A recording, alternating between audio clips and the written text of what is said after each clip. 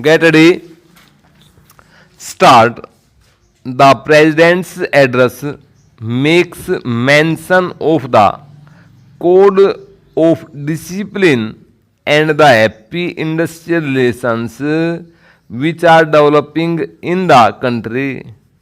This code of discipline is a very good thing, but I am sorry to say that the success claimed for it has not come as yet.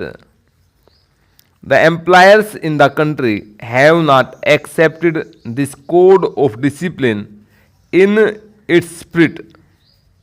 They have not accepted it voluntarily.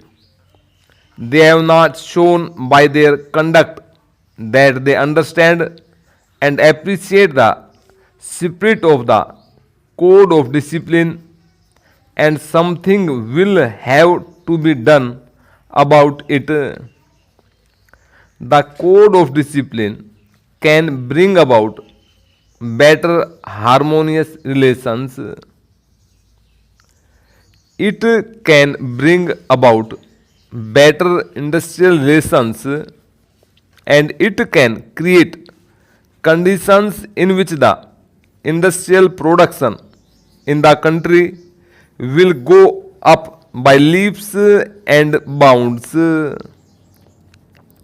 Industrialists in the private sector and some of the bureaucrats in the public sector do not accept this code of discipline, and unless the Ministry of Labor does something drastic about it, unless the Ministry of Labor does something which would make the non observance of this code on the part of the employers a penal offense, I am afraid the spirit of the code would be defeated.